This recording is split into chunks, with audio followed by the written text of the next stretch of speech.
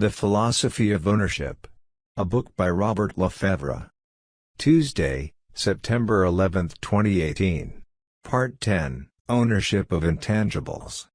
The difficulty experienced in establishing the abstract concept of ownership when the owner is absent, is merely the forerunner of additional difficulties which are glimpsed as consideration is given to the ownership of intangibles.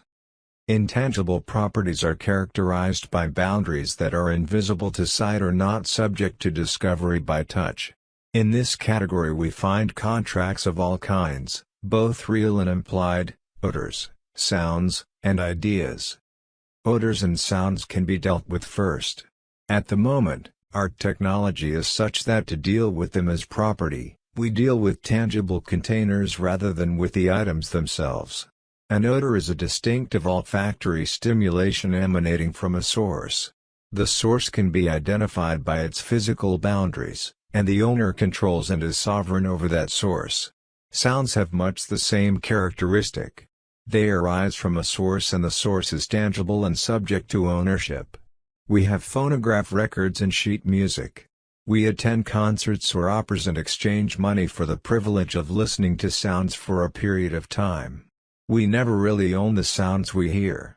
A musical performance offered to the public falls into the category of a contract which has a boundary other than a physical source. As listeners, we never presume that we own the performers or their instruments, although we have paid to hear them. Contracts of all kinds are usually bounded by time. Many written contracts have a phrase included to the effect that time is of the essence of this contract. When we purchase a ticket to a musical performance, the purchase entitles us to remain and enjoy, for its duration, whatever sounds are offered. A man owns a field and hires a worker to harvest his grain. He agrees to pay the worker on a time or a quantity basis.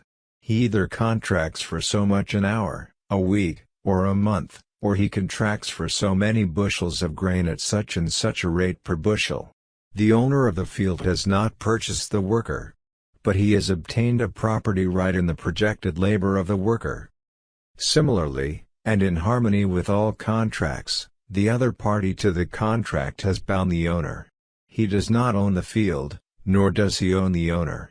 But he has obtained a property right to so many dollars and cents in the projected reimbursement he is to receive as a result of services rendered. Since every contract is essentially a matter of trust, an act of extending credit, it invariably includes time as a boundary. The worker extends credit to the owner of the field while he labors. The owner of the field extends a trust to the worker by permitting him access to his property. It is understood that the produce garnered by the worker does not belong to the worker, it belongs to the owner, even though it is the labor of the worker that brings in the grain. Any extension of credit by anyone to anyone is nothing more than a property right extended through time. When the time has elapsed, the contract has expired. It can only be renewed by the agreement of both contracting parties. All contracts, of necessity, involve two or more parties.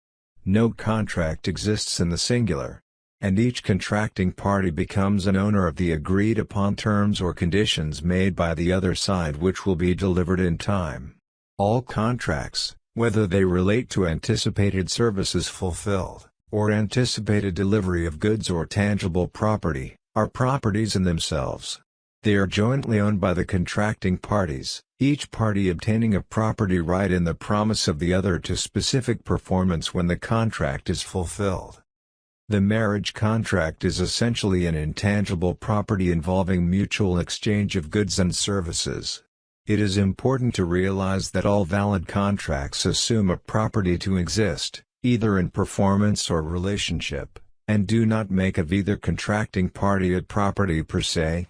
Thus, a contracting man or woman is not property. The contracting party is an owner, and acquires a right in the goods or services of another, not in the will or identity of the other. Unfortunately, this distinction is not always fully grasped. It is quite common for one or both spouses in a marriage contract to presume that their opposite number is actually a possession of theirs. Our language gives credence to this supposition, for it is usual to hear a man refer to his partner as my wife.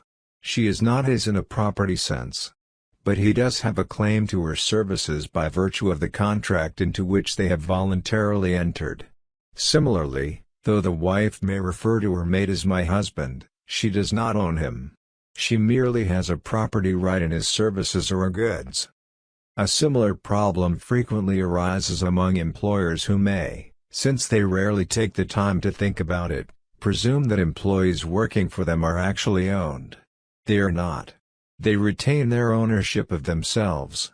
The employer merely has a property right contracted for, during a specific period of time, and involving the labor, skills, or energies of the employee. Similarly, an employee may look upon his employer as my boss and view him almost as a possession he has managed to acquire. Or, the employee may suppose that once he has been hired, the job is his property, regardless of the length of the contract. Unless an employment contract is specifically set forth to cover an extended period, it is usual and reasonable to assume that the point wherein wages are paid is the terminal point of the contract. Thus, if an employee wishes to terminate his working relationship with a given employer, it is usual and reasonable for him to notify his employer, at the beginning of a pay period, that this will be final pay period. He will remain under contract with the employer. Similarly, if an employer wishes to dispense with the services of an employee, it is reasonable and usual for him to notify the employee of this fact at the beginning of a pay period. While today most employment occurs on an until notification basis, in actual fact no real contract exists beyond the agreed-upon pay period unless otherwise specified. It is merely tacitly understood that unless notification occurs from one party to another, the contract is automatically renewed after each pay period. The ownership of an idea is probably the most difficult and abstract area of property to consider. All ideas are the product of the mind. In this respect, the mind itself is the perfect receptacle. As long as the idea remains in the mind that conceived it, it is unlikely that any question can be raised concerning its ownership. But when a person expresses an idea either verbally, in writing, or in an art form, the idea is no longer exclusively bounded by the mind that conceived it. Nor is there any automatic time factor that can be invoked. Expressing an idea is somewhat analogous to emptying the water from a bucket. The interior of the bucket may still contain traces of moisture just as the original mind may retain the original idea. But the boundary by means of which the original idea was positively contained has now been extended without limit. This is particularly true of any verbal expression. An idea in writing is bounded to some degree by the paper to which it is confided. Ownership of the paper is easily established. The paper has boundaries, and control of it is a simple matter. Similarly, an idea reduced to an art form, regardless of the kind of form utilized, has a kind of boundary in the sense that the form has boundaries and the form itself is subject to the control of an owner. Even so, the person who reads what is written on the paper, or studies the art form and from it deduces an idea, is in a position to extract the idea while the form remains in the ownership of the person expressing the idea. But a verbal expression of an idea releases the idea into the minds of any persons within hearing distance. The words employed in a verbal expression are not subject to ownership. The mere fact that a word can be used to convey an idea reveals that no word can be the exclusive property of anyone. Words are abstractions in the form of symbols. Their usefulness relates to the fact that they are not property, but rather they are symbols which can be generally recognized and understood. One can attempt to set forth a contractual understanding in advance of one's expression of an idea. A person can enjoin his hearer or audience that the idea he intends to express is private property, and although he wishes them to know of it, he does not wish them to use it. Assuming they agree in advance to this restraint, then, depending on their respect for intangible property, he can, to some degree at least, retain control. But to demand of a man that he listen to your idea but not use it, is a little like demanding of a sponge on which you are about to pour water, that it not absorb the water. The human mind is a kind of sponge which absorbs ideas from many sources.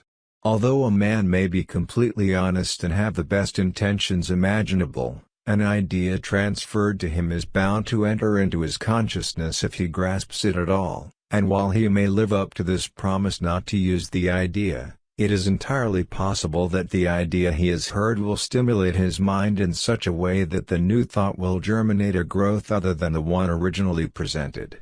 Thus, while he scrupulously avoids use of the idea as he heard it, he may very well use a tangential outgrowth from that idea. Nor could this be prevented. The mind is stimulated to some degree by everything heard, seen, or comprehended. Further, even when an idea is scrupulously copied, it takes on a new quality from each new mind that accepts and ultimately expresses it.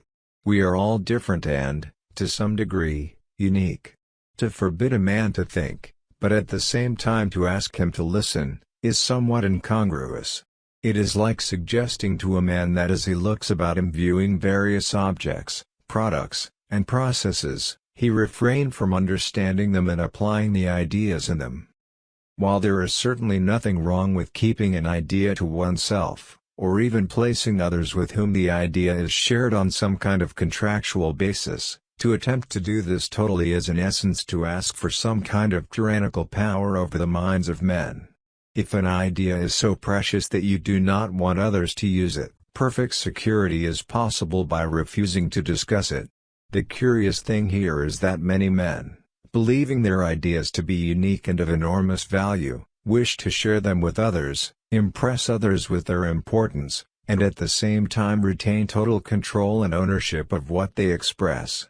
This desire reaches somewhat absurd proportions when men who have possibly come up with something new presume that they are the total originators of what they offer as their own.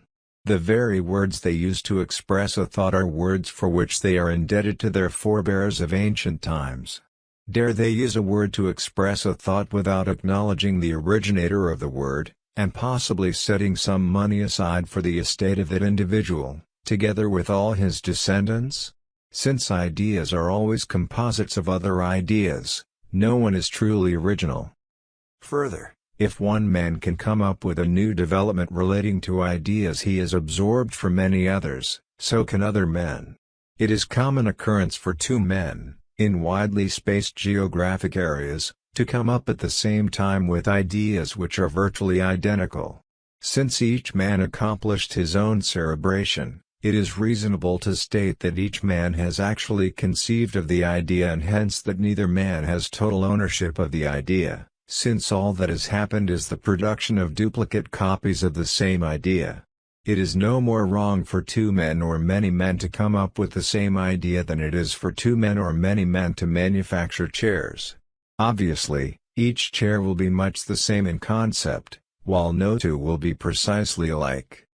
It is entirely possible that the lack of original thinking at the present time is tied directly into our patent and copyright legal system. Many men entirely capable of reasoning in pioneer areas and methods spend so much of their time and energy worrying about the possibility that someone may get hold of their ideas that they curtail their ideation, and we are all the poorer as a result. This situation is most visible when some men offer courses of instruction wherein they present ideas, to which they have added their own unique touch, and after having accepted a fee for the course of instruction they offer, forbid a purchaser to make use of any of the ideas offered without paying an additional fee. They demand of their students that they comprehend the ideas offered, and at the same time seek to place each paying student under a contractual obligation never to make use of what was learned without acknowledgement, both verbal and financial. The same practice can be found in the realm of recorded music, filmed and taped entertainment, and the like. Artists are hired and paid fabulous sums to make a permanent record of their skills and talents. Then, every time these recordings, tapes, or films are exposed publicly, an additional fee is demanded. By this process, the investor who pays for the original work never really owns what he has purchased. Still, he presumes that he is an owner. and the resulting legal entanglements, lawsuits, bickering, and bad faith are almost incalculable. Is this not something akin to selling a man a chair and then requiring that every time the chair is used, an additional fee be paid to the man who built the chair? Or possibly an additional fee to the man who first conceived of the idea of a chair, if he or his heirs can be located, and etc.? The problem relates to ownership.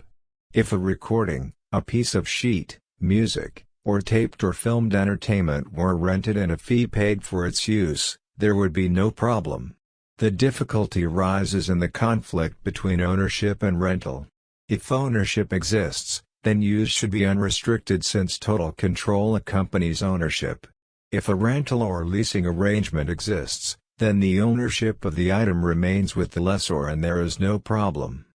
I would contend that ownership is enhanced and greater human satisfaction will ensue when the purchaser of any product or service obtains total rights over what he has purchased and thus may employ his product or service as he sees fit without some retroactive obligation. While I would uphold the right of any man to contract in any way he wishes at the time he does anything or proposes to do anything, I would oppose any effort to limit or control total ownership. Ownership of anything is a total condition, when rightfully seen. To sell something to another yet at the same time to retain rights in the use of that item is to make a conditional sale. This process leads to endless bookkeeping and much wasted energy. It is not immoral, per se, but it is far from being fully productive.